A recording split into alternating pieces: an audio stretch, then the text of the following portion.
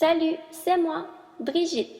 Aujourd'hui, je vais vous parler de ce qu'est la dyslexie et la dysorthographie, deux problèmes auxquels je dois faire face à l'école.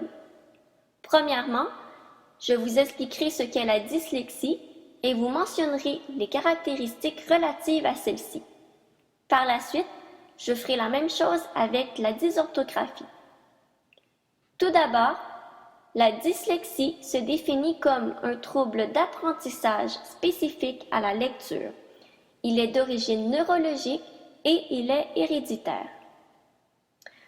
Ça veut dire que lorsque je lis, j'ai souvent plusieurs difficultés. Quelles sont-elles spécifiquement? Quand je lis, on peut parfois remarquer un manque de fluidité à la lecture.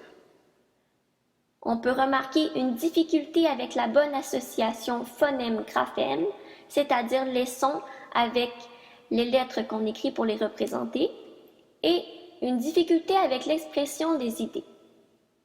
Ici, je n'ai pas mentionné toutes les caractéristiques propres à la dyslexie, mais ce sont les principales. Maintenant, parlons de la dysorthographie. La dysorthographie se définit plutôt comme un trouble de l'écriture qui se manifeste par l'incapacité d'écrire et d'apprendre à écrire correctement. Si on regarde plutôt les caractéristiques de la dysorthographie,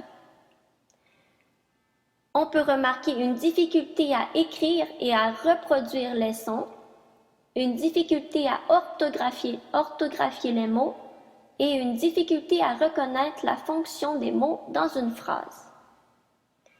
Bref, pour résumer, la dyslexie et la dysorthographie sont souvent liées.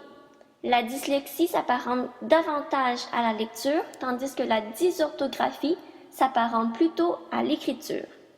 Voilà, en espérant vous en avoir appris plus sur ces deux problèmes d'apprentissage. À la prochaine! Created using Powtoon.